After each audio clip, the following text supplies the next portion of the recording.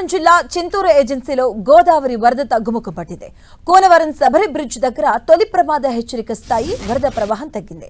ఇక వరదలో విఆర్పురం మండలం శ్రీరామగిరి, చింతరేవుపల్లి గ్రామాలు చిక్కుకున్నాయి. కోనవరం ఉదయభాస్కర్ కాలనీ వాసులకు ఇబ్బందులు కొనసాగుతున్నాయి. ఇళ్లలో పేరుకుపోయిన బురదను ప్రజలు శుభ్రం చేసుకుంటున్నారు. మరో 5 రోజుల పాటు పునరావాస కేంద్రాల్లోనే ఉదయభాస్కర్ కాలనీ వాసులు ఉండబోతున్నారు. కోనవరం భద్రాచలం ప్రధాన రహదారిపై రాకపోకలు పునరుద్ధరించారు. నేషనల్ హైవే 236, నేషనల్ హైవే 30పై రవాణా యథావిధిగా కొనసాగుతుంది.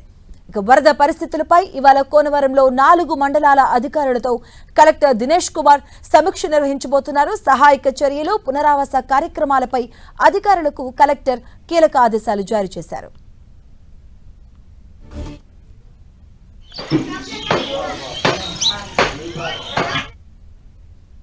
ఇదే అంశానికి సంబంధించిన పూర్తి డీటెయిల్స్ మా కరెస్పాండెంట్ సతీష్ అందిస్తారు. సతీష్.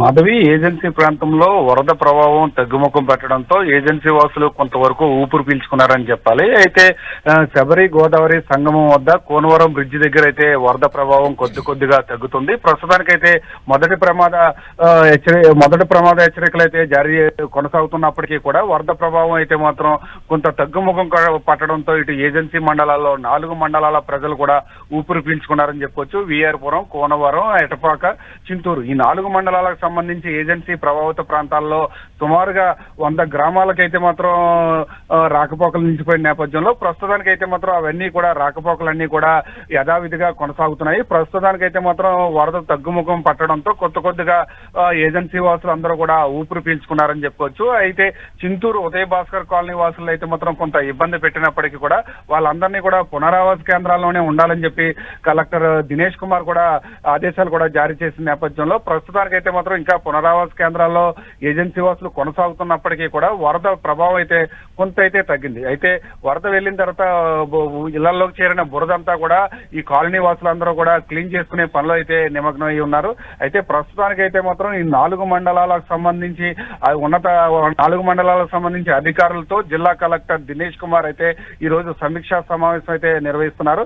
ఇంకా వరద ప్రభావం అంటే ఎగువ ప్రాంతంలో ఇంకా వర్షాలు కురుస్తున్న నేపథ్యంలో ఇంకా వరద ప్రభావం కనుక పెరిగితే కనుక ఎటువంటి చర్యలు తీసుకోవాలి, ఇప్పుడు ప్రస్తుతానికి వరద ఎఫెక్ట్ అయిన ప్రాంతాల్లో ఎటువంటి సహాయ చర్యలు అందించాలనే దానిపై పూర్తి స్థాయిలో ఈ సమీక్షా సమావేశం కూడా నిర్వహిస్తున్నారని కూడా చెప్పుకోవచ్చు. దాంతో పాటు ప్రతి పునరావాస కేంద్రంలో కూడా స్వచ్ఛమైన నీరుతో పాటు స్వచ్ఛమైన ఆహారం కూడా అందించాలని చెప్పి జిల్లా కలెక్టర్ అయితే చెప్తున్నారు. దానికి సంబంధించి ఎటువంటి ఏర్పాట్లు చేయాలి, వాళ్ళకి సంబంధించి ఎటువంటి సహాయ చర్యలు అందించాలనే దానిపై పూర్తి స్థాయిలో అధికారులతో కూడా సమీక్ష కూడా నిర్వహించారని చెప్పొచ్చు. అయితే ప్రస్తుతానికైతే మాత్రం మనం ధవళేశ్వరం కాటన్ బ్యారేజ్ వద్ద పరిస్థితి ఒకసారి చూస్తే కనుక ఇంకా మొదటి ప్రమాద హెచ్చరికలు అయితే కొనసాగుతూనే ఉన్నాయి. ఇప్పటి వరకు కూడా అంటే 175 గేట్లు ఎత్తేసి ఎగువ ప్రాంతం నుంచి వచ్చిన వరద ప్రభావాన్ని అంతటినీ కూడా సముద్రంలోకి అయితే విడుదల చేస్తున్న నేపథ్యంలో క్రమక్రమంగా కూడా గోదావరి నీటి మట్టం కూడా తగ్గుతున్న నేపథ్యంలో ప్రస్తుతానికి సుమారుగా 11 లక్షల క్యూసెక్ల నీటిని అయితే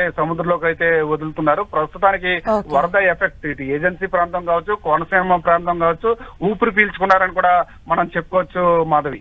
రైట్, థ్యాంక్ యూ సతీష్.